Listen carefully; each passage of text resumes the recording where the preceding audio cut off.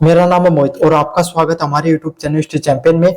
तो जैसा कि आप जानते हो, आपका जो पेपर होने वाला है क्लासिकल सोशियोलॉजिकल थॉट। कौन सा पेपर होगा? क्लासिकल सोशियोलॉजिकल थॉट का जो पेपर होगा उससे संबंधित आपके सामने जितने महत्वपूर्ण प्रश्न होने वाले हैं सारे के सारे मैं आपको करवाने वाला हूं। समझ में आ गया?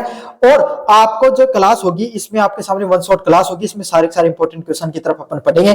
पहला महत्वपूर्ण प्रश्न है, अगस्त कॉमेट के त्रिस्तरीय सिद्धांत लॉ ऑफ थ्री स्टेजेस की व्याख्या कीजिए तथा उसकी आलोचनात्मक समीक्षा कीजिए। तो अगस्त कॉमेट का जो त्रिस्तरीय सिद्धांत है, लॉ ऑफ थ्री स्टेजेस क्या है, उसकी व्याख्या करनी है तथा उसकी आलोचनात्मक समीक्षा भी करनी है। इस प्रश्न को पढ़ने से पहले सभी बच्चों से रिक्वेस्ट करना चाहूंगा, भाई चैनल को जोर से सब्सक्राइब कर दो। 30,000 सब्सक्राइबर का अपने टारगेट ले रखा है, मुझे उम्मीद आप इस टारगेट को अचीव करवाते हो इस बार। साथ साथ कोने में जो व्यू प्रोडक्ट वाला ऑप्शन है इस पे क्लिक करके अगर आप फ्लिपकार्ट और मित्रा से कोई प्रोडक्ट खरीदोगे सबसे ज्यादा डिस्काउंट आपको देखने को मिलेगा। और ये पीडीएफ जो मैं आपको पढ़ा रहा हूँ फ्री में हमारे टेलीग्राम चैनल पे मिलेगी आपको। अगर आप फ्री में पीडीएफ प्राप्त करना चाहते हो, कुछ नहीं करना, आपको सिर्फ डिस्क्रिप्शन में दिए गए टेलीग्राम के लिंक पर क्लिक करना है। जैसे क्लिक करोगे वहां पर न्यूज चैंपियन लिखा होगा, वहां पर आपको क्लिक करना है। उस पर क्लिक करने के बाद में आपको सिंपल जो फाइल वाला सेक्शन मिलेगा, इस फाइल वाले सेक्शन पे क्लिक कर देना है। जैसे इस पे क्लिक करोगे आपके सामने कोने में जाना है और यहां पर सर्च करना है सोशियोलॉजी। क्या? सोशियोलॉजी।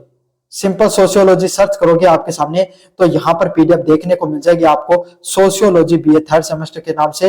इस पीडीएफ में English medium, Hindi medium, very short type question सभी पर्सन आपको करवा रखे हैं। आपकी ये मान लो जो सीरीज होती है ना, उससे बेस्ट कंटेंट है। और फ्री में वीडियो क्लासेस दे रहा हूं, फ्री में नोट दे रहा हूं, फ्री में इंपॉर्टेंट क्वेश्चन दे रहा हूं, सब कुछ फ्री में मिल रहा है। बस आपको तो क्या करना है, चैनल को सब्सक्राइब कर देना है। चलिए शुरू करते हैं। आपके सामने कॉमेट के त्रिस्तरीय सिद्धांत के लॉ ऑफ थ्री स्टेजेस के बारे में व्याख्या करेंगे और इसकी आलोचनात्मक अपन समीक्षा करेंगे। फ्रांसीसी समाजशास्त्री अगस्त कॉमेट ने समाज एवं मानव चिंतन के विकास को समझने के लिए त्रिस्तरीय सिद्धांत दिया था। मतलब जो अगस्त कॉमेट है, इन्होंने क्या, समाज को और मनुष्य चिंतन को, मतलब मनुष्य है वो कैसे आपके सामने चिंतन करता है, कैसे सोचता है, और समाज है वो कैसे काम करता है, मनुष्य कैसे आगे बढ़ता है, समाज उसके साथ कैसे आगे बढ़ता है, इसके बारे में उन्होंने लॉ ऑफ थ्री स्टेजेस के नाम से एक कॉन्सेप्ट दिया था। क्या कॉन्सेप्ट दिया था? लॉ ऑफ थ्री स्टेजेस के नाम से। किस नाम से? लॉ ऑफ थ्री स्टेजेस के नाम से इनके द्वारा एक कॉन्सेप्ट प्रस्तुत किया गया था। इस सिद्धांत के अनुसार मनुष्य मानव समाज एवं ज्ञान के विकास की तीन कार्मिक अवस्थाओं से गुजरता है। मतलब जो त्रिस्तरीय लॉ ऑफ थ्री स्टेज है, इसके अनुसार कोई भी मनुष्य, समाज और ज्ञान है वो तीन अलग अलग प्रकार की स्टेज होती हैं, तीन अलग अलग प्रकार की अवस्थाओं से गुजरता है। भाई एक बात सोचो आप, जब मनुष्य ने आपके सामने पूरी दुनिया के अंदर सबसे पहले मनुष्य ने रहना शुरू किया था, तो क्या आज पहले दिन ही कोठी बना ली थी क्या उसने? जो आज के समय कोठी बंगले आप देखते हो, है ना, घर, बड़े बड़े घर देखते हो, क्या उन्होंने बना लिए थे? क्या नहीं बनाए थे। पहले वो आपके सामने कोई पेड़ों के नीचे रहना शुरू किया होगा, फिर उन्होंने समझ में आया कि लकड़ियों से अपन फिर गुफाओं में रहना शुरू किया उन्होंने, फिर लकड़ियों से छोटा मोटा अपने सामने शेल्टर बनाना शुरू किया, फिर आपके सामने जो कृषि करने लगे तो एक जगह पर छोटा मोटा झोपड़ी टाइप बनाया, फिर मिट्टी के घर बने, फिर पत्थर के घर बने, और आज के वर्तमान समय में आते हैं। पहले छोटे छोटे आपके सामने एक एक दो दो मनुष्य रहा करते थे जंगलों में, फिर धीरे धीरे कबीले बने, फिर जन बने, फिर जनपद बने, फिर देश बने, और आज आपके सामने जो राज्य और जिले, छोटी छोटी व्यवस्थाएं देखते हो। तो ऐसे जैसे मनुष्य को जैसे जैसे धीरे धीरे आपके सामने जो ज्ञान होता चला गया, इससे क्या हुआ, आपके सामने जो कैसे मानव है उसको ज्ञान हुआ और उससे कैसे समाज उत्पन्न हुआ, उसके बारे में सिद्धांत दिया गया। काफी मोस्ट इंपोर्टेंट सिद्धांत है। पहला है धार्मिक या दैविक अवस्था, थियोलॉजिकल स्टेज। यह समाज के विकास की प्रारंभिक अवस्था होती है। इसमें प्राकृतिक घटनाओं की व्याख्या ईश्वर, आत्मा व अलौकिक शक्तियों के माध्यम से दी जाती है।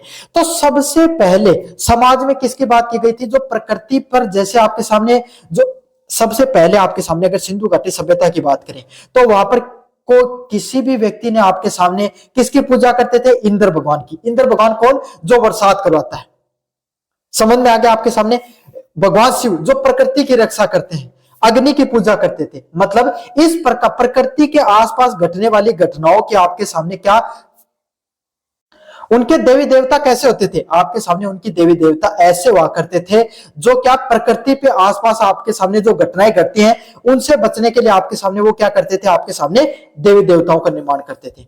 समझ में आ गया? उन्होंने प्राकृतिक घटनाओं की व्याख्या ईश्वर, आत्मा व अलौकिक शक्तियों के माध्यम से की। फुटेशवाद, प्राकृतिक वस्तुओं की पूजा करना। सबसे पहले वो प्राकृतिक वस्तुओं की पूजा करते थे। समझ में आ गया आपके सामने? अग्नि को देखा तो उन्हें विचित्र चीज लगती थी, ऐसे चीज जिससे वो खाना पकाकर स्वाद बढ़ जाता था, तो उनके लिए विचित्र चीज थी। समझ में आ गया? बरसात, कृषि करते थे तो फसल किससे होती थी? बारिश से होती थी। आज के समय नहर थोड़ी थी, कुएं थोड़ी थे, ट्यूबवेल थोड़ी थी, नहीं थी। तो उनके लिए क्या था? आपके सामने वो विचित्र चीज थी, इसीलिए वो भगवान इंद्र की पूजा करते थे। हवा चला करती थी तो भगवान आपके सामने पवन देव की पूजा करते थे। तो इस प्रकार के उन्होंने प्राकृतिक वस्तुओं का स्टार्टिंग में पूजा करना शुरू किया।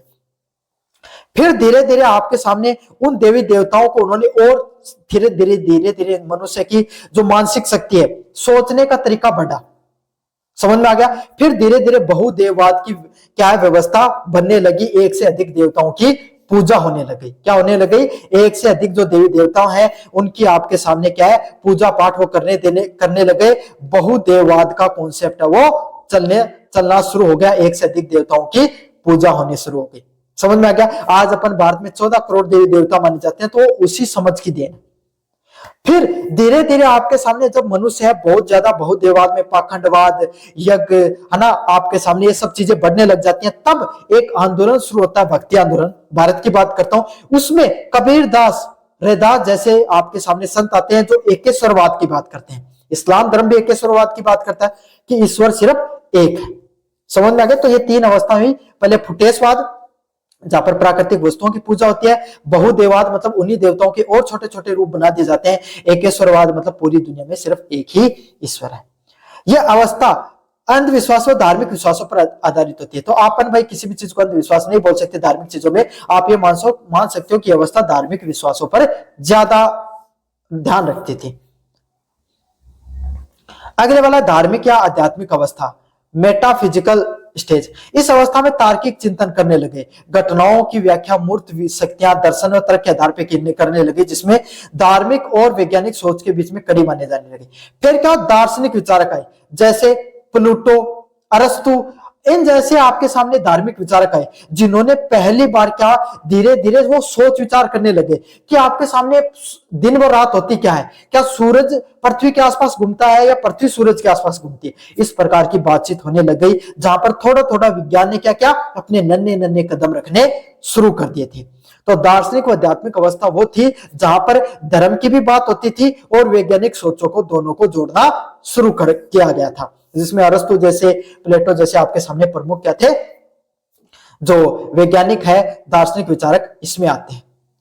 फिर अगला आता है मनोवैज्ञानिक या सकारात्मक अवस्था, पॉजिटिव स्टेज।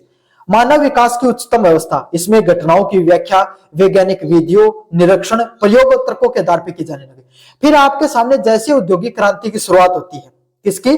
जैसे 18वीं शताब्दी के बाद में या 16वीं-17वीं शताब्दी के आसपास जब औद्योगिक क्रांति की शुरुआत होती है यूरोप के अंदर, तब मशीनों का और वैज्ञानिक दृष्टिकोणों का आपके सामने क्या है? बढ़ावा होना शुरू हो जाता है। तब मनुष्य की जो सोचने की क्षमता वो इतनी ज्यादा विकसित हो चुकी थी, मनुष्य को इस पृथ्वी पर रहते हुए बहुत लंबा समय हो चुका था और वो विज्ञान की बातें करना समझ चुका था। वो समझ चुका था कि आपके सामने पृथ्वी है वो सूरज के आसपास घूर्णन करती है। आपके सामने जो अलग अलग प्रकार के विज्ञान के नियम आने लग गए। पृथ्वी पे जो घटने वाली घटनाएं हैं वो अब धार्मिक घटनाओं से हटकर वैज्ञानिक घटनाओं पर निर्भर करने लग गई, जिसमें अलग अलग प्रकार के निरीक्षण किए जाते थे, उनको सिद्ध किया जाता था और प्रयोग व तर्क दिए जाते थे। समझ में आ गया? आज अगर आप अपने बच्चे को कहो, आपका जो आपके घर में कोई छोटा बच्चा है चाहे 5 सेकंड साल का, उसको भी अगर कहोगे कि पृथ्वी गाय के सींग पर टिकी हुई है, नहीं विश्वास करेगा, वो बिल्कुल नहीं करेगा। क्यों? क्योंकि उसको पता आज के समय। समझ में आ गया? तो यही धीरे धीरे मनुष्य की क्या सोचने की क्षमता वैज्ञानिक ढंग से बढ़ने लग गई। आलोचनात्मक समीक्षा की बात करें, यही इंपॉर्टेंट पॉइंट है। जिस पर्सन में आलोचनात्मक समीक्षा आ जाए, समझ लो उस पर्सन में आपको उस पूरा विश्लेषण भी करना है और कुछ ना कुछ कमियां भी निकालनी है। क्यों नंबर नहीं आते हैं? आप यूनिवर्सिटी पे कहते हो कि कॉपी सही से जांच नहीं की, मैंने तो इतने पेज भरे थे फिर भी मैं फेल हो गया। क्यों हो गया? क्योंकि सही कंटेंट नहीं लिखा आपने। प्रश्न में पूछ कुछ रखा है, आप बताते कुछ और हो। समझ में आ गया? देखो, पढ़ाने वाले बहुत लोग हैं यूट्यूब पर, आप बहुत से टीचर पढ़ाएंगे, लेकिन मैं आपको पढ़ने का तरीका सिखाऊंगा कि पढ़ाई करने का तरीका सीखो, लिखने का तरीका सीखो। आगे भी अगर आरएस, आईएएस और कोई यूपीएससी की कुछ जैसी कोई एग्जाम दोगे तो लिखने का तरीका आना चाहिए आपको। समझ में आ गया? तो आलोचनात्मक समीक्षा का अर्थ होता है कि अच्छा या भी नहीं करो। प्रश्न करने के बहुत से तरीके होते हैं, जैसे जैसे प्रश्न आते जाएंगे मैं आपको बताता चाहूंगा कि इस प्रश्न में क्या करना होता है। यह सिद्धांत अत्यधिक सामान्य करता है, मतलब एकदम सामान्य सा सिद्धांत है, जो जैसे मनुष्य की जो जिस तरीके से मनुष्य आगे बढ़ता चला गया, उसके किस किस प्रकार की घटनाएं हुई उसके बारे में बात करता है। इसकी आलोचनात्मक समीक्षा एक सामान्यकृत सिद्धांत है। सभी समाजों का विकास इसी क्रम में हो यह आवश्यक नहीं है। जरूरी नहीं कि हर समाज ने धार्मिक अवस्थाओं से शुरू किया हो फिर वो आपके सामने दार्शनिक अवस्थाओं में गया हो या अब आधुनिक अवस्था या वैज्ञानिक दृष्टिकोण में गया हो। जरूरी नहीं है। कोई हो सकता है जिसने दार्शनिक दृष्टिकोण देखा ही नहीं, सीधी आधुनिकता में चला गया। हो सकता है जिन्होंने पहले धार्मिकता को नहीं माना, नहीं मानते हैं, नास्तिक है, सीधी उन्होंने वैज्ञानिक दृष्टिकोण को माना है। तो कोई भी समाज है, उसका सभी समाजों का एक क्रम नहीं हो सकता। हम ये कह सकते हैं कि लगभग दुनिया के लगभग समाज है वो इसी क्रम से गुजरे, लेकिन हर समाज इसी क्रम से गुजरा है ये नहीं हो सकता है। समझ में आ गया? धार्मिक और दार्शनिक सोच आज भी वैज्ञानिक युग में भी विद्यमान है। क्या हम पूजा पाठ नहीं करते हैं? करते हैं। आज भी क्या हम ईश्वर में विश्वास नहीं करते हैं? बिल्कुल करते हैं। क्या ज्ञान और विज्ञान के आने से धार्मिक आस्थाएं कम हुई है? बिल्कुल नहीं है, ज्यादा और बढ़ गई है। आज भी मनुष्य अध्यात्म को मानता है, आज भी मेडिटेशन को मानता है, आज भी लोग मंदिरों में जाते हैं, आज भी पूजा पाठ करते हैं, आज भी संस्कृति को मानते हैं। समझ में आ गया? तो धर्म और राजनीति, धर्म और आपके सामने विज्ञान है, वो एक दूसरे से ऐसे संगठित हैं, ये नहीं हो सकते अलग। जहां पे धर्म फैल होता है वहां पे विज्ञान काम आता है, और जहां पर विज्ञान फैल हो जाता है वहां पर धर्म अपना अस्तित्व कहीं ना कहीं रखता है। समझ में आ गया? तो धार्मिक और दार्शनिक सोच आज भी वैज्ञानिक युग में भी पाई जाती है। समाज की सोच रेखीय नहीं होकर जटिल व बहुआयामी है। आप सिर्फ समाज में हर एक, तो समाज बहुत छोटा टर्म नहीं, बहुत बड़ा टर्म है।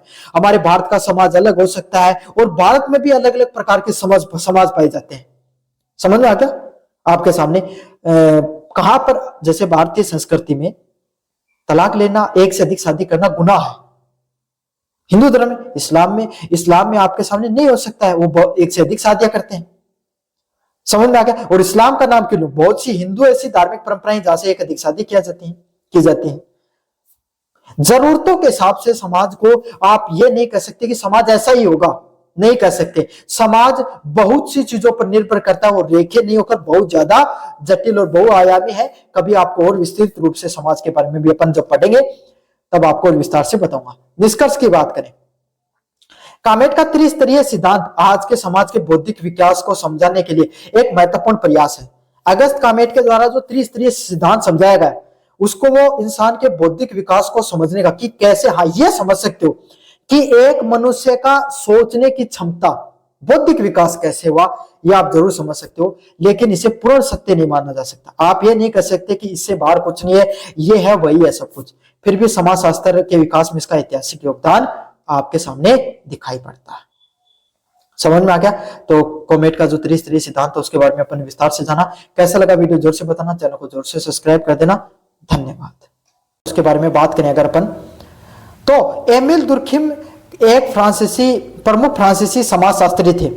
उन्होंने समाजशास्त्र को एक स्वतंत्र वैज्ञानिक अनुशासन के रूप में स्थापित किया। मतलब जो एमिल दुर्खिम है ना, वो एक फ्रांस के प्रमुख समाजशास्त्री थे। कहाँ के थे? सबसे पहले तो आपको यह समझना है कि वो फ्रांस के थे, ये इंपॉर्टेंट पॉइंट है। और समाजशास्त्र के वैज्ञानिक थे। समाजशास्त्र पहले विषय नहीं हुआ करता था।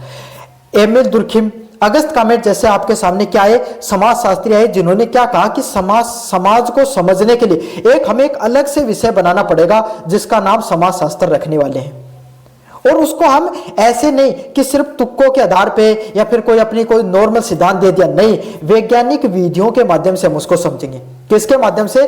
स्वतंत्र वैज्ञानिक विधियों के माध्यम से हम हर चीज को अच्छे से समझेंगे और एक अलग विषय के रूप में उसको स्थापित करेंगे। उन्होंने समाज को एक वैज्ञानिक अध्ययन हेतु सोशल फैक्ट, सामाजिक तथ्य की अवधारणा स्पष्ट की। उन्होंने क्या किया? समाज का वैज्ञानिक अध्ययन करने के लिए एक सामाजिक तथ्य, सोशल फैक्ट नामक एक सिद्धांत की क्या क्या एक वैज्ञानिक विधि के माध्यम से इन्होंने एक सोशल फैक्ट नाम का क्या क्या एक सिद्धांत दिया। अब क्या है सिद्धांत?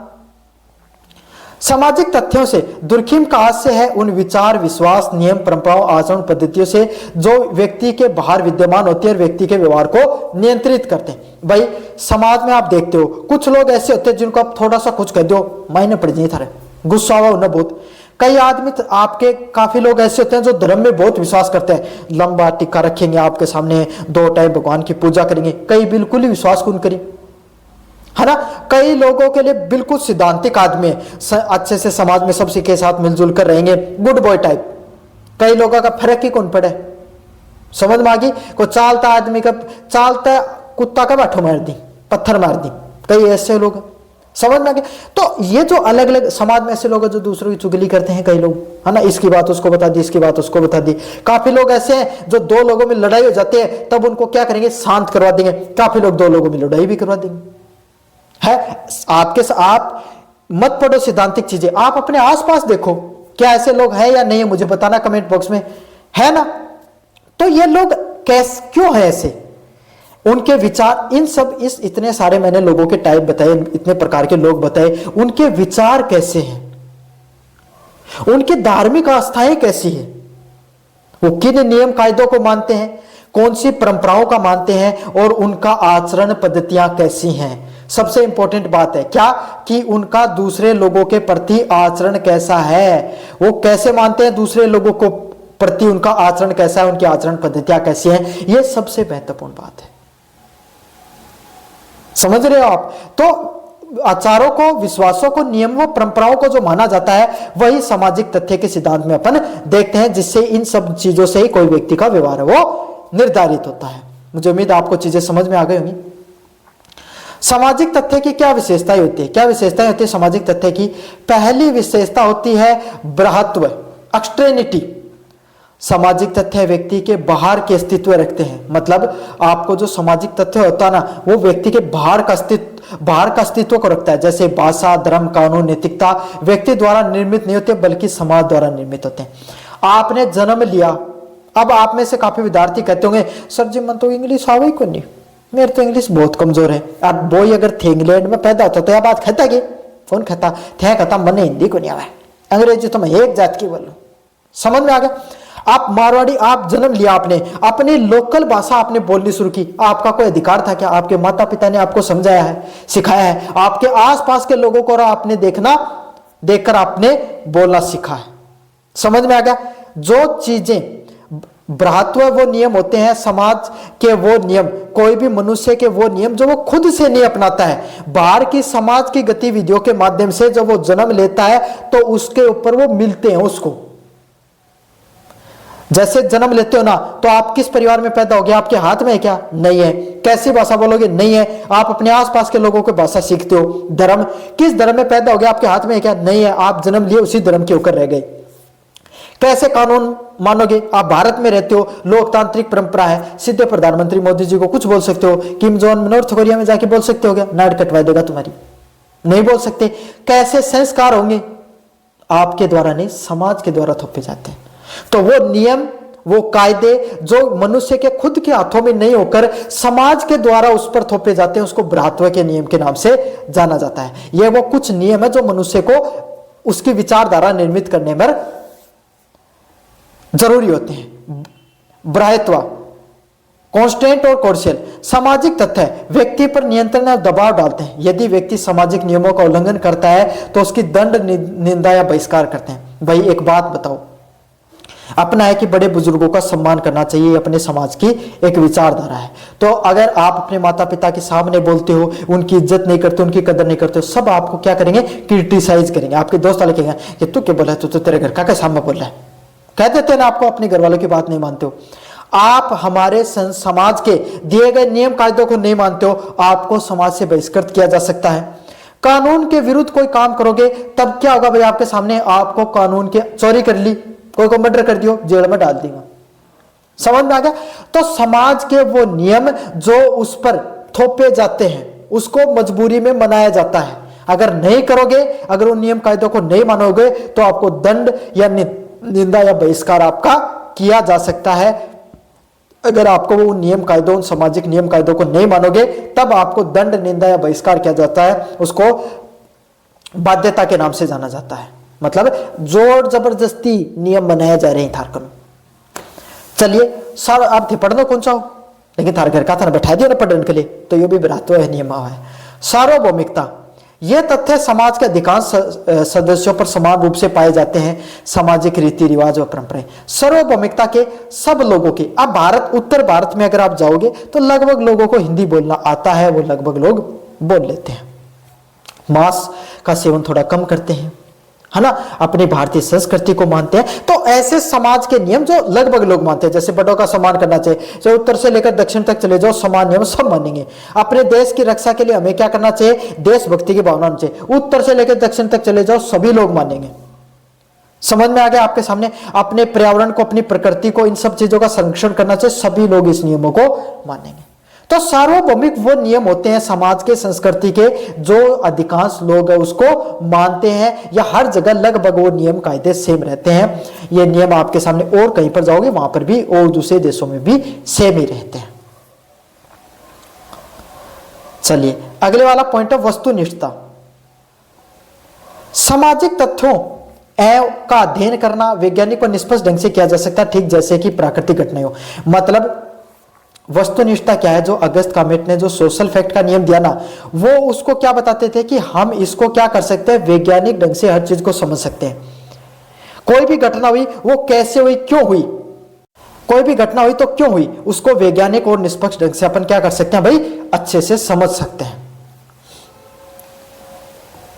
चलिए अगले वाला पॉइंट है सामूहिक चेतना से संबंध की। सामूहिक चेतना क्या होती है? सामाजिक तथ्य समाज की सामूहिक चेतना को प्रतिबिंब करते हैं, मतलब सोशल फैक्ट, जो ये समाज से रिलेटेड जितने में जो मैंने तथ्य पढ़ाए ना आपको, ये सामाजिक सामूहिक चेतना कि मनुष्य क्या भाई, आपके सामने मनुष्य एक सामाजिक प्राणी है। मतलब हम सभी लोग समाज में रहने वाले लोग हैं, एक जगह इकट्ठा रहते हैं मनुष्य। समझ में आ गया? आप चाहे कोई समाज में रहो, किसी धर्म के लोगों, किसी जाति को मानने वाले लोगों, कोई भी आप भाषा के मानने वाले लोगों, लेकिन हम रहते समाज में, एकजुट रहते हैं। समझ में आ गया? तो ये नियम इसीलिए बनाए गए हैं ताकि मनुष्य है ना भाई आपके सामने समूह में अच्छे से रह सके। अगर ये नियम नहीं बनाए जाते तो मनुष्य क्या होता भाई, आपके सामने सही से, सुरक्षित तरीके से, व्यवस्थित ढंग से आपके सामने समूह के अंदर नहीं रह पाता। ये समाज को एकजुट बनाए रखने के लिए नियमों का क्या किया जाता है, निर्माण किया जाता है। महत्व की बात करें, समाजशास्त्र को वैज्ञानिक आधार प्रदान करना, मतलब यह आपके सामने इनका फायदा क्या होता है, समाजशास्त्र को एक वैज्ञानिक ढंग से समझाने का काम करते हैं। ये जितने भी जो नियम कायदे हैं ना, ये समाजशास्त्र को एक क्या करते हैं, वैज्ञानिक ढंग से बनाते हैं। क्या बनाते हैं? समाजशास्त्र को एक वैज्ञानिक आधार बनाने का काम करते हैं। क्या करते हैं? समाजशास्त्र को एक वैज्ञानिक आधार प्रदान करते हैं। अगले वाला पॉइंट है सामाजिक संरचना और नियंत्रण को समझने में सहायक होते हैं। हमारा जो समाज है उसका कैसा स्ट्रक्चर है, हमारा समाज है उसका कैसी संरचना है, उसको कैसे नियंत्रित किया जाता है, उसको समझने में भी सहायक होते हैं। समाज में जितने जो नियम है उनकी व्याख्या भी हम क्या कर सकते हैं, सीख सकते हैं, व्याख्या को भी समझ सकते हैं। समाज के जितने नियम है उनकी अपन व्याख्याओं को भी संभव बनाने का काम होता है। निष्कर्ष की बात करें, दुर्खिम के सामाजिक तथ्य की अवधारणा समाजशास्त्र में सामाजिक पद्धतियों एवं वस्तुनिष्ठ अध्ययन की नींव रखा। मतलब दुर्खिम का जो आपके सामने सामाजिक तथ्य का जो सिद्धांत है, उसने क्या क्या वैज्ञानिक पद्धतियों के द्वारा अपनी वस्तुनिष्ठ अध्ययन, मतलब ये एमिल दुर्खिम वो पहले व्यक्ति थे जिन्होंने क्या क्या आपके सामने समाजशास्त्र को वैज्ञानिक ढंग से समझने पर मदद की। समझ में आ गया? जिससे इससे क्या एक स्वतंत्र विषय के रूप में जो समाजशास्त्र है वो स्थापित हो पाया। समझ में आ गया? तो दुर्खिम का सामाजिक तथ्य का जो आपके सामने जो प्रश्न था, कैसा लगा वीडियो जोर से बताना, चैनल को जोर से सब्सक्राइब कर देना और अपने दोस्तों को जोर से शेयर कर देना। प्रश्न मैक्स वेबर एक प्रमुख जर्मन समाजशास्त्री थे। कौन थे भाई मैक्स वेबर? मैक्स वेबर आपके सामने एक जर्मन के बहुत बड़े सोशियोलॉजिस्ट थे, बहुत बड़े समाजशास्त्री रहे, जिन्होंने समाज के अध्ययन के लिए अर्थ प्रधान दृष्टिकोण, इंटरप्रेटेटिव अप्रोच प्रस्तुत की। मतलब मैक्स वेबर कौन थे भाई? आपके सामने जर्मनी के, जो जर्मनी देश है वहां के बहुत बड़े समाजशास्त्री हुए। उन्होंने समाज के अध्ययन करने के लिए, भाई समाज कैसे काम करता है उसके अध्ययन करने के लिए एक अर्थ प्रधान इंटरप्रेटेटिव एक थ्योरी को अप्रोच प्रस्तुत की। वेबर के अनुसार समाजशास्त्र का मुख्य उद्देश्य मानव व्यवहार के पीछे छिपे अर्थों को समझना है। इन्होंने क्या बताया? समाजशास्त्र क्या है इनके अनुसार? कि मनुष्य जैसे जो व्यवहार करता है उसके पीछे का क्या अर्थ है, उसी से समाज का निर्माण होता है। इसी संदर्भ में आपके सामने सामाजिक क्रिया, सोशल एक्शन है, उसका निर्माण होता है। मतलब वेबर ने यही कहा कि समाजशास्त्र के पीछे सबसे बड़ा लक्ष्य यही है, कोई भी मनुष्य जो व्यवहार करता ना उसके पीछे क्या अर्थ है, वही आपके सामने सबसे बड़ा क्या है, समाजशास्त्र का मुख्य उद्देश्य है। और इसी को क्या कहा जाता है आपके सामने? इसी के लिए उन्होंने सोशल एक्शन मतलब समाज प्लस क्रिया। तो समाज के अंदर अलग प्रकार के आपके सामने मनुष्य के द्वारा जो क्रिया की जाती है उसी को सामाजिक एक्शन के नाम से, सोशल एक्शन के नाम से जाना जाता है। समझ में आ गया? और मनुष्य जैसा व्यवहार करता है वैसे ही आपके सामने क्या होता है, जो समाज है वो काम करता है। समझ में आ गया? सामाजिक क्रिया की अवधारणा क्या होती है? क्या होती है सामाजिक क्रिया? मैक्स वेबर के अनुसार जब कोई व्यक्ति कोई कार्य इस प्रकार करता है कि उसका उद्देश्य या अर्थ दूसरे व्यक्ति या व्यवहार से जुड़ा हो तो उसको सामाजिक क्रिया के नाम से जाना जाता है। मैक्स वेबर ने क्या कहा? जब कोई व्यक्ति कोई कार्य इस प्रकार से करता है कि उसका उद्देश्य या अर्थ दूसरे व्यक्तियों के व्यवहार से जुड़ा होता है तो उसको सामाजिक एक्शन के नाम से जाना जाता है, सामाजिक क्रिया के नाम से जाना जाता है। देखो, कोई भी मनुष्य ना ऐसा काम करे जिससे क्या है, जैसे कि आप क्या कर रहे हो, जैसे मैं आपको पढ़ा रहा हूं, समझ, आप मेरे से पढ़ रहे हो भाई, है ना? मैं आपको पढ़ा रहा हूं और आप मेरे से पढ़ रहे हो। अब मैंने आपको पढ़ा दिया, क्या तो आपको पसंद आएगा, क्या आपको ना पसंद आएगा? समझ में आ गया? पसंद आएगा तो आप फीडबैक दोगे, सर आपने बहुत अच्छा पढ़ा है। समझ में आ गया? तो मैंने जो काम किया उसके हिसाब से आपका व्यवहार निर्धारित हुआ कि यूनिवर्सिटी चैंपियन वाले मोहित सर बहुत अच्छा पढ़ाते हैं। आपने अपने दोस्त को भी बताया कि भाई ये काम करो, आप भी वहीं से पढ़ लिया करो। समझ? आपको मेरा कंटेंट अच्छा नहीं लगेगा तो आप क्या कहोगे कि भाई उस YouTube चैनल से मत पढ़ना, आप यही कहोगे। ऐसे तो कंटेंट से भाई इतना अच्छा तो होता है कि आपके लगभग सभी बच्चे यहीं से पास होते हैं आजकल राजस्थान यूनिवर्सिटी के, तो है ना? तो यही इसी चीज को सामाजिक क्रिया के नाम से जाना जाता है। जैसे कि आपके कोई दोस्त है, आप उससे दोस्त कैसे बने? क्योंकि उसने आपके साथ अच्छा व्यवहार किया, आपके साथ घूमता फिरता है, आपके साथ वो अच्छे से रहता है, तभी आप दोस्त हो। कल ही वो आपसे लड़ाई कर ले, क्या आप उसे बोलोगे? नहीं, बोलना छोड़ दोगे। तो यही सामाजिक क्रिया है कि दूसरे व्यक्ति के अनुसार किया गया व्यवहार क्या कहलाता है? सामाजिक क्रिया के नाम से जाना जाता है। समझ में आ गया? जैसे आप कोई व्यक्ति से अभिवादन करते हो, सहयोग करते हो, विरोध करते हो, उसी को सामाजिक क्रिया के नाम से जाना जाता है। आप अपने दोस्त से बोलते हाय करते हो, है ना? उसकी अगर किसी चीज को आधी रात में उसने फोन कर लिया कि आना भाई, आप पहुंच जाते हो उसके साथ, है ना? और अगर वो कोई गलत काम कर रहा तो उसको डांटते भी हो। तो ये जो आपके सामने जितने अपन एक दूसरे के साथ रहते हैं, एक दूसरे का विरोध करते हैं, एक दूसरे के सहयोग की भावना रखते हैं, उसी को सामाजिक क्रिया के नाम से जाना जाता है। किसके नाम से जाना जाता है भाई? सामाजिक क्रिया के नाम से जाना जाता है। किसके नाम से जाना जाता है? सामाजिक क्रिया के सिद्धांत के नाम से जाना जाता है। अच्छा पर्सन है, मोस्ट इंपोर्टेंट पर्सन है, अच्छे से इस पर्सन को करके चले जाना। सामाजिक क्रिया के प्रकार कितने प्रकार की होती है? सामाजिक क्रिया विस्तार से समझेंगे भाई आपके सामने। वेबर ने सामाजिक क्रिया को 4 प्रमुख प्रकारों में विभाजित किया है। क्या क्या है? मैक्स वेबर ने सामाजिक क्रियाएं होती हैं उसको 4 अलग अलग प्रकारों में विभाजित किया। पहला क्या है? लक्ष्य युक्त या साधनात्मक विवेकपूर्ण क्रिया, जिसे जो एक रेशनल एक्शन के नाम से भी जाना जाता है। मतलब कोई व्यक्ति किसी निश्चित लक्ष्य को प्राप्ति करने के लिए तर्क, गणना या साधनों का चयन करता है, उसी को लक्ष्य युक्त या साधनात्मक विवेकपूर्ण क्रिया के नाम से जाना जाता है। मतलब अगर आप क्या कर रहे हो भाई, आपने लक्ष्य बना लिया कि मुझे ओलंपिक में गोल्ड मेडल लाना है, किसमें? एथलेटिक में, तो आप उसी के अनुसार तैयारी करोगे, उसी हिसाब से डाइट लोगे, उसी हिसाब से आपके सामने अपनी तैयारी करोगे, उसी हिसाब से डेली सुबह उठोगे, ट्रैक पर जाओगे, रनिंग करोगे। जो आपकी क्रिया है, आपका जो लक्ष्य है ओलंपिक का गोल्ड मेडल जीतने के लिए, उसमें जो जो चीजें सहायक होगी, जो जो चीजें जरूरी होंगी, आप वो करोगे। करते हो ना, उसी को क्या कहा जाता है? आपके सामने लक्ष्य युक्त या साधनात्मक या विवेकपूर्ण क्रिया के नाम से जाना जाता है। कोई भी इंसान एक लक्ष्य को ध्यान में रखकर उसी के हिसाब से जितने भी क्रिया करता है, चाहे कोई तर्क करे, चाहे कोई गणना करे, कोई साधनों का चयन करे, उसी को लक्ष्य युक्त या साधनात्मक विवेकपूर्ण क्रिया के नाम से जाना जाता है। समझ में आ गया? जैसे कि अब आगे जाकर भाई आप कंपटीशन की तैयारी करोगे, तो कोई भी प्रतियोगिता परीक्षा की आप जब तैयारी करते हो, तब आप क्या करें? कोई लक्ष्य बनाकर ही तैयारी करोगे कि भाई मुझे राजस्थान की तैयारी करनी है, सेंट्रल गवर्नमेंट में पुलिस की तैयारी करनी है, आर्मी की करनी है, मुझे एग्रीकल्चर सुपरवाइजर की करनी है, एलएसए की करनी है, मुझे आरएस बनना, आईएएस। जिस भी चीज की तैयारी करोगे आप उसी के हिसाब से पढ़ोगे। अब तैयारी आप आरएस की कर रहे हो और पढ़ रहे हो, आपके सामने आप पढ़ रहे हो किसका? आर्मी का। हो जाएगा सिलेक्शन? नहीं होगा। समझ में आ गया? तो इसी को लक्ष्य युक्त या साधनात्मक विवेकपूर्ण क्रिया के नाम से जाना जाता है। चलिए अगले वाला पॉइंट है, मूल्य युक्त विवेकपूर्ण क्रिया करना। वेरिएशनल एक्शन क्या होता है?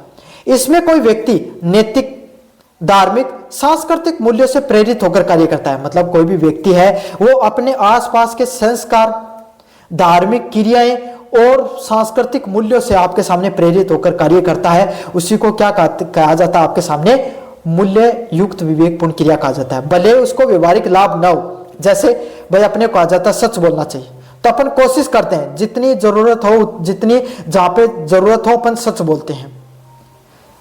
आपकी जो धर्म है, किसी भी धर्म के व्यक्ति हो, आप अपने धर्म को मानना चाहिए। अपने देवी देवता हैं और अगर आप और कोई धर्म के व्यक्ति हो तो उनको मानना चाहिए। उनकी परंपराएं हैं, नियम कायदे हैं, उनको मानना चाहिए। समझ में आ गया? तो हम जब समाज के द्वारा दिए गए धार्मिक नीति, नियम, संस्कारों के हिसाब से चलते हैं, उनके हिसाब से क्रिया करते हैं। जैसे आपकी मम्मी ने बोला कि शाम का डेली 6 बजे पूजा कर दिया कर, मैं टांग तोड़ दूंगी तेरी, तो डेली 6 बजे पूजा करने जाओ ना, धर्म के हिसाब से। मांस नहीं खाते हो, मदिरा का सेवन नहीं करते हो, आपके धर्म में है, नहीं करोगे, धार्मिक अनुष्ठान के अनुसार कार्य करो, धार्मिक विवेक के अनुसार कार्य कर रहे हो। दूसरे लोगों का सहयोग करना चाहिए, माता पिता का सम्मान करना चाहिए, एकजुटता के साथ रहना चाहिए। हमारे धर्म के अंदर ये सब चीजें लिखी हुई हैं, आप उनके अनुसार मानते हो, तो मूल्य युक्त विवेकपूर्ण क्रिया कर रहे हो, मतलब धर्म संस्कारों के हिसाब से काम कर रहे हो आप। अगले वाली क्रिया आपके सामने भावात्मक क्रिया, अफेक्टिव एक्शन। अफेक्टिव एक्शन क्या होते हैं? यह क्रिया भावनाओं, आवेग और मनोदिशा से प्रेरित होती है। मतलब अफेक्टिव एक्शन क्या होते हैं? जब आप कोई भी इमोशनल होकर कोई एक्शन करते हो, आपके दोस्त ने आपको गुस्सा दिला दिया और आपने पकड़कर चटका दिया, क्या? इमोशनल हो गए। आपके घर वालों ने आपको डांटा, एक आंसू इधर से आया, एक आंसू आपको इधर से आया, भावनात्मक एक्शन। समझ में आ गया? तो आप जब अपनी भावनाओं के हिसाब से आप जब क्रिया करते हो, आप एक्शन करते हो, उसी को भावनात्मक क्रिया के नाम से जाना जाता है। किसके नाम से जाना जाता है? अफेक्टिव एक्शन के नाम से जाना जाता है। जब आप भावनाओं के हिसाब से इमोशनली आपके सामने होकर जब आप कोई भी काम करते हो, तभी तो कहा जाता है कि कभी भी इंसान को ज्यादा इमोशंस नहीं शो करने चाहिए, ज्यादा इमोशनल नहीं होना चाहिए। इंसान को, अपने मनुष्य को अपने इमोशन होते हैं उन पर कंट्रोल आना जरूरी होता है, कहा जाता है ना ये सब चीजें। तो इसी प्रकार के आपके सामने जो क्रियाएं होती है उसको भावनात्मक क्रियाओं के नाम से जाना जाता है। जैसे क्रोध में आकर किसी से झगड़ा करना, आप क्या हो गए? गुस्से में आ गए और आपने किसी से झगड़ा कर लिया, तो एक कैसी क्रिया है? भावात्मक क्रिया है, इफेक्टिव एक्शन है। मुझे उम्मीद आपको अच्छे से समझ में आ गया होगा। अगले वाला पॉइंट है परंपरागत क्रिया, ट्रेडिशनल एक्शन। यह क्रिया रीति रिवाज व परंपराओं के कारण की जाती है। परंपरागत क्रिया क्या होती है? आपके आसपास के अनुसार जिस प्रकार के रीति रिवाज हैं, जो परंपराएं हैं, सामाजिक जो आपके सामने नियम कायदे हैं, उनको मानकर आप जिस प्रकार की क्रिया करते हो, उसी को क्या कहा जाता है? परंपरागत क्रियाओं के नाम से जाना जाता है। किसके नाम से जाना जाता है? परंपरागत क्रिया के नाम से जाना जाता है। किसके नाम से? परंपरागत क्रियाओं के नाम से जाना जाता है। जैसे आप होली, दिवाली, रमजान, है ना, बुद्ध पूर्णिमा, जिस भी धर्म से आप संबंध रखते हो, उसका जो त्योहार मनाते हो अपनी परंपराओं के हिसाब से मना रहे हो भाई। होली पर गुलंडी पर रंग लगाओगा, होली पर पटाखा जला के आपके सामने दीपक जलाओगा, रक्षाबंधन पर राखी बांधोगा, रमजान पे आप रोजा रखते हो। तो ये जितने भी जो नियम कायदे हैं आपके सामने, जो अपने समाज में आपके धर्म के हिसाब से, रीति रिवाजों के हिसाब से करते हो, उसी को परंपरागत क्रिया के नाम से जाना जाता है, ट्रेडिशनल एक्शन के नाम से जाना जाता है। ये क्रियाकलाप बहुत प्राचीन परंपराएं हैं जो बहुत पहले से चली आ रही हैं। उन नियम कायदों को आप जब मानते हो, उन प्राचीन परंपराओं को आप अभी तक भी मानते हुए चले आ रहे हो, उसी को परंपरागत क्रियाओं के नाम से जाना जाता है। किसके नाम से जाना जाता है? परंपरागत क्रियाओं के नाम से जाना जाता है। मतलब परंपराओं के हिसाब से जो क्रियाकलाप है वो बहुत प्राचीन समय से चले आ रहे हैं। निष्कर्ष की बात करें, मैक्स वेबर ने सामाजिक क्रिया की अवधारणा समाजशास्त्र को अर्थ प्रधान व गणात्मक दृष्टिकोण प्रदान किया। उन्होंने बताया कि समाज में जो अलग अलग व्यक्ति हैं उनका व्यवहार करने का तरीका कैसा होता है। वही जो मैक्स वेबर की सामाजिक क्रिया, मतलब मनुष्य जैसा व्यवहार करता है ना, वो क्यों करता है, कैसे कैसे, वो कौन कौन से कारण है कोई भी मनुष्य के पीछे, कोई फैसला लेने के लिए, कोई भी काम करने के पीछे होते हैं, उसी को आपके सामने सामाजिक क्रिया का सिद्धांत बताया गया मैक्स वेबर का। चलिए, जो मैक्स वेबर का सामाजिक क्रिया का सिद्धांत है उसके बारे में अपन ने विस्तार से पढ़ा। कैसा लगा वीडियो जोर से बताना, चैनल को जोर से सब्सक्राइब कर देना। धन्यवाद बच्चों, मेरा नाम है मोहित और आपका स्वागत है हमारे YouTube चैनल हिस्ट्री चैंपियन में। तो जैसा कि आप जानते हो, आपका जो पेपर होने वाला है क्लासिकल सोशियोलॉजिकल थॉट, उससे संबंधित आपके सामने जितने महत्वपूर्ण प्रश्न है सारे के सारे मैं आपको करवाने वाला हूं। उसका जो अगला महत्वपूर्ण प्रश्न है अलगाव, अलिटेशन की अवधारणा के बारे में बताइए, आपके सामने परिभाषित कीजिए तथा इसके कारण एवं परिणामों का वर्णन कीजिए। क्या होता है अलगाव? कोई भी व्यक्ति से जब आप अलग होते हो तो अलगाव की अवधारणा होती क्या है, उसके बारे में परिभाषित करना है। उसके पीछे क्या कारण होते हैं और क्या उसका पीछे रिजल्ट होते हैं, क्या अवधारणाएं होती हैं, उसके बारे में आपको विस्तार से बताना है। तो इस प्रश्न को अपन विस्तार से पढ़ें। इससे पहले सभी बच्चों से आपके सामने एक रिक्वेस्ट करना चाहूंगा कि चैनल को भाई जरूर से सब्सक्राइब कर दो। आपका एक सब्सक्राइबर बहुत जरूरी है मेरे लिए और आपके लिए भी। क्यों? क्योंकि आपके सामने सब्सक्राइब करोगे ना तो क्लास, जब एग्जाम होता है ना, परीक्षा से पहले एक इंपॉर्टेंट क्लास डालता हूं और उसी से सबसे ज्यादा प्रश्न देखने को मिलते हैं। और वो कब मिलेंगे? जब आप चैनल को सब्सक्राइब कर दोगे तब, और बेल वाला आइकन जो अगर आप दबा दोगे तो उसका नोटिफिकेशन आपको मिल जाएगा। तो आप भी सब्सक्राइब करो और अपने दोस्तों से भी सब्सक्राइब करवा दो भाई। साथ के साथ कोने में जो व्यू प्रोडक्ट वाला ऑप्शन है, कौन सा ऑप्शन है? व्यू प्रोडक्ट वाला ऑप्शन है। इस पे क्लिक करके अगर फ्लिपकार्ट और मित्रा से कोई प्रोडक्ट खरीदते हो, सबसे ज्यादा डिस्काउंट आपको देखने को मिलता है। तो जाओ और जाकर जो प्रोडक्ट खरीदना चाहते हो खरीद लो। और डिस्क्रिप्शन में मैंने टेलीग्राम का लिंक दे रखा, वहां पर आपके सामने ये पीडीएफ जो पढ़ा रहा हूं फ्री में आपको मिल जाएगी, वहां से पढ़ देना। अब शुरू करते हैं अपन अलगाव की अवधारणा को परिभाषित करना और उसके कारण वह पढ़ना। चलिए, अलगाव की अवधारणा का विकास मुख्यतः कार्ल मार्क्स ने किया था। जो अलगाव का जो सिद्धांत है वो किसके द्वारा दिया गया भाई? आपके सामने कार्ल मार्क्स के द्वारा दिया गया था। यह अवधारणा आधुनिक पूंजीवाद समाज में मजदूरी की स्थिति, अनुभव और मानसिक दशा को समझाने का एक महत्वपूर्ण सिद्धांत है। मतलब अलगाव का जो सिद्धांत है वो कार्ल मार्क्स के द्वारा सबसे पहले प्रतिपादित किया गया था। और उन्होंने आज के समय जो पूंजीवादी समाज है, पैसे का जो समाज में महत्व बढ़ता हुआ जा रहा है, उसका जो महत्व है, मजदूरों की क्या स्थिति है, अनुभव क्या है और मानसिक दशा क्या है, उसके बारे में बताया। क्योंकि भाई जब आपके सामने जो कार्ल मार्क्स थे ना, वो जिस समय के जो विचारक थे, उस समय के समाज में पूंजीवाद जोर पर था। उस समय क्या हुआ करता था? आपके सामने नोबल पूंजीवादी लोग हुआ करते थे, वही तो राजनीति को चलाते थे, वही समाज को चलाते थे। और मजदूरों की हालत बद से बदतर थी। ना तो उनको मजदूरी समय पर मिल पाती थी, ना तो उनको आपके सामने अच्छा रहन सहन मिल पाता था, ना उनका सम्मानजनक जीवन था। तो उसी के समझाने के लिए उन्होंने एक सिद्धांत दिया, अलगाव का सिद्धांत। और कार्ल मार्क्स के चाहे वर्ग संघर्ष का सिद्धांत हो, चाहे भौतिकतावाद का सिद्धांत हो, चाहे अलगाववाद का सिद्धांत हो, इन्होंने हमेशा मजदूरों के बारे में बात की गई है। समाज का वो वंचित वर्ग जिसके बारे में किसी भी सिद्धांतवादी ने बात नहीं की। ये वो पहले विचारक थे जिन्होंने बताया कि समाज आर्थिक दृष्टिकोणों पर कितना निर्भर होता है, कि पैसे से समाज कैसे चलता है। पहली बार ये विचारक थे जिन्होंने इसके बारे में बात की। मार्क्स के अनुसार जब व्यक्ति अपने ही श्रम, उत्पाद, समाज और स्वयं से कटाव महसूस करता है तो उसी को अलगाव कहते हैं। मतलब कार्ल मार्क्स ने क्या कहा, जब कोई भी व्यक्ति, चाहे श्रम हो गया, चाहे कोई उत्पाद हो गया और चाहे समाज हो गया, समझ में आ गया, और चाहे स्वयं हो गया, जब उसको अलग कर दिया गया है, कर दिया जाता है, भाई समाज का एक गरीब तबका है, सब उसको है दृष्टि से देखते हैं, वो खुद आपके सामने उन लोगों के बीच में नहीं आना चाहता। क्यों? क्योंकि उसे लगता है कि भाई मैं यहां नहीं पहुंच पाऊंगा। तो कोई भी व्यक्ति है जब वो समाज से वंचित हो गया है, अब कोई भी गरीब व्यक्ति वो भी अच्छे घरों में रहना चाहता है, अच्छे कपड़े पहनना चाहता है, अच्छे गाड़ी साधनों का उपयोग करना चाहता है, लेकिन नहीं कर सकता है। समझ में आ गया? उसको वंचित हो गया। वो कोई भी उत्पाद नहीं खरीद पाते हैं, श्रम से भी उसको वंचित किया जाता है। जब कोई भी व्यक्ति इन चार चीजों से जब वंचित होता है, उसी को अलगाववाद के नाम से जानते हैं। समझ में आ गया?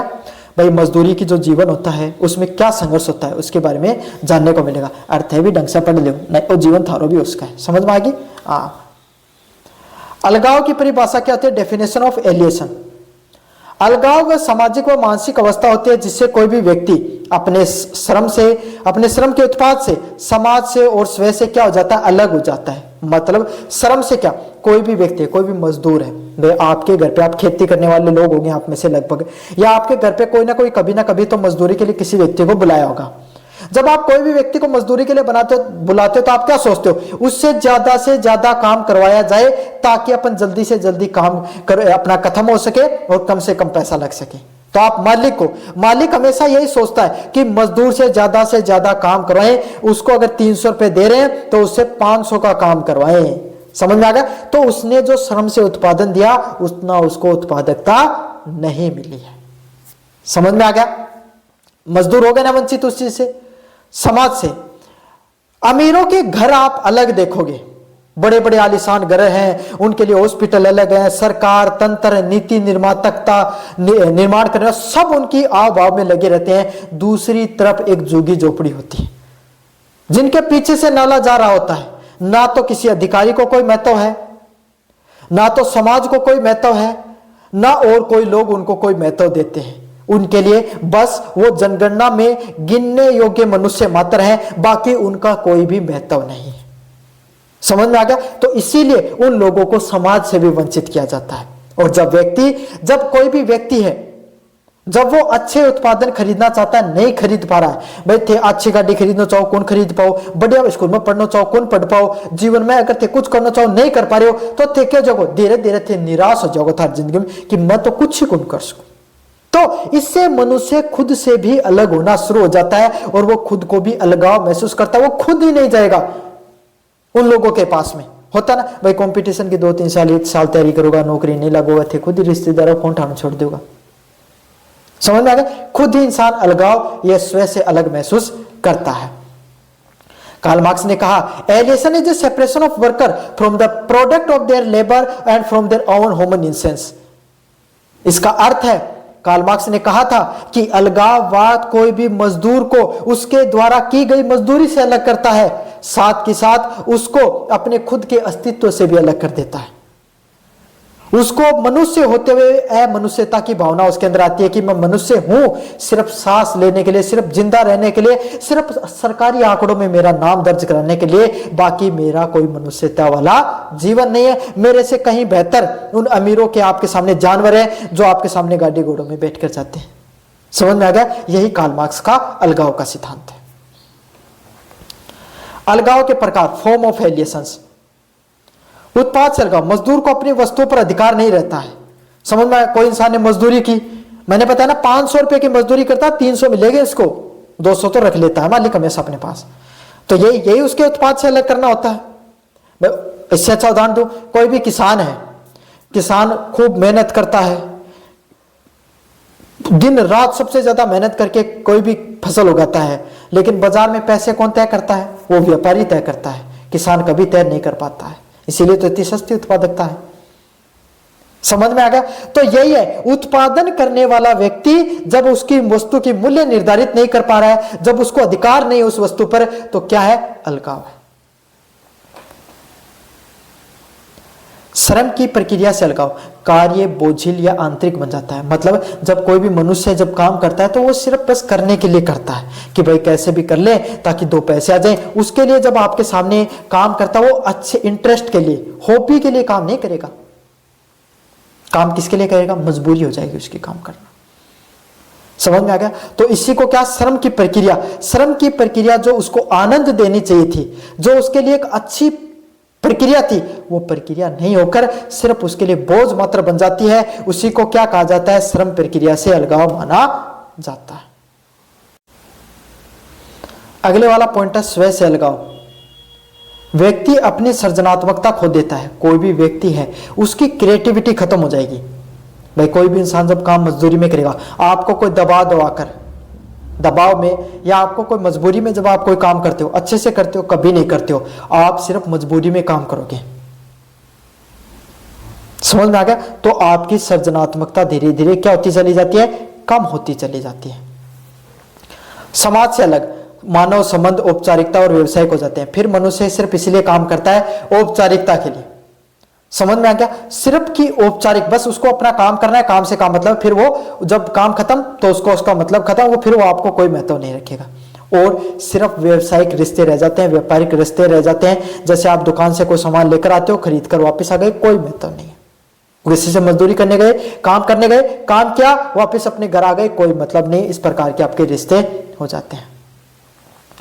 अलगाव के कारण क्यों बनता है ये अलगाव? निजी संपत्ति प्रणाली। आज हर मनुष्य ज्यादा से ज्यादा पैसे का उत्पादन करके अपनी खुद की संपत्ति का निर्माण करना चाहता है। इस वजह से कोई व्यक्ति है उसके पास करोड़ों की संपत्ति है, एक व्यक्ति है जिसके पास 2 वक्त की रोटी नहीं है। समझ में आ गया? तो ये अमीरों और गरीबों के बीच में जो खाई है वो बढ़ती चली जाती है। पूंजीवादी उत्पादन व्यवस्था। पूंजीवादी उत्पादन व्यवस्था मतलब पूंजीवादी व्यवस्था ये कहती है कि ज्यादा से ज्यादा चीजों को उपभोग किया जाए, ज्यादा से ज्यादा जो पैसा किया जाए, ज्यादा से ज्यादा पैसों को कमाया जाए, ज्यादा से ज्यादा वस्तुओं का उत्पादन किया जाए। ये पूंजीवादी उत्पादन व्यवस्था है, ये व्यक्ति को समाज से अलग करती है। श्रम विभाजन एवं यांत्रिकरण, मजदूरी प्रणाली व आर्थिक शोषण। मतलब श्रम का भी विभाजन होता है। सड़क का निर्माण हो रहा है, एक व्यक्ति उस मशीन को चलाता है, एक व्यक्ति मजदूरी करता है। वो मशीन को चलाता है, सबसे कम मेहनत करता है, सबसे ज्यादा मेहनताना लेकर जाता है। एक व्यक्ति जो दिन रात वो रोड़ी गिरने का काम कर रहा है, सबसे ज्यादा मेहनत कर रहा है, सबसे कम पैसे लेकर जा रहा है। तो ये मजदूरी प्रणाली होती है। और आर्थिक शोषण मतलब जब मनुष्य को जितना पैसा देना चाहिए उतना पैसा उनको नहीं दिया जाता है। समझ में आ गया? अलगाव के परिणाम। अब कोई भी व्यक्ति है जब वो समाज से खुद को अलगाव महसूस करता है तो कैसे महसूस करेगा? उसके अंदर क्या क्या पीड़ा होगी? पहला पॉइंट है मानसिक तनाव व असंतोष। वो हमेशा कैसा रहेगा? डिप्रेशन में रहेगा। समझ में आ गया? भाई कोई भी व्यक्ति है वो समाज से, व्यक्तियों से, व्यवस्थाओं से पीड़ित है तो तनाव आएगा, वह दिमाग पर जोर आएगा। कोई भी व्यक्ति अगर जीवन में कुछ अचीव करना चाहता था, नहीं कर पाया अचीव, तो हमेशा पीड़ा में रहेगा कि भाई मैं वो बन सकता था, आज नहीं बन पाया।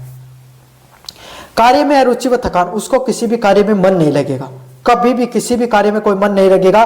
बस आपके सामने वो काम करेगा, किस चीज के लिए? सिर्फ उसको मतलब के लिए उसको काम करना होगा, उतना वो काम करेगा। सामाजिक संबंधों से टूटन, धीरे धीरे चाहे उसके रिश्तेदार हो, चाहे नातेदार हो, कोई भी लोग हो, उसके रिश्ते सिर्फ मतलब मात्र, सिर्फ दिखावे मात्र के रह जाएंगे, बाकी उसको रिश्तों से कोई मतलब नहीं रहेगा, क्योंकि वो धीरे धीरे खुद कटाव महसूस करना शुरू कर जाता है। सामाजिक मूल्यों का आस, धीरे धीरे ऐसे व्यक्ति आपके सामने क्या करते हैं? गलत संगत में पड़ जाते हैं, गलत क्रियाओं में, आपके सामने क्रिमिनल जैसे एक्टिविटीज में पड़ जाते हैं। अपराध में, सामाजिक विकृति में भी वृद्धि होती है। अलगाव आधुनिक उद्योगवाद समाज की गंभीर सामाजिक समस्या है। इसकी मुक्ति के लिए सामाजिक व्यवस्थाएं, मानवीय कार्य परिस्थितियां व श्रमिक कल्याण नीतियां आवश्यक है। मतलब आज के समय अलगाववाद एक बहुत बड़ी समस्या है। इससे मुक्ति के लिए हमें समाज की व्यवस्थाओं को सुधारना पड़ेगा, मानव क्रिया व्यवस्थाओं को सुधारना पड़ेगा और श्रमिकों की भी नीतियां बनानी पड़ेंगी। आज के समय अपने समाज में देख लो, पैसे का कितना महत्व है। पैसे का जितना जहां पर महत्व होगा उतना ही ज्यादा समाज में ऐसी क्रियाएं देखने को मिलेंगी। तो कैसा लगा वीडियो? जोर से बताना, चैनल को जोर से सब्सक्राइब कर देना। धन्यवाद।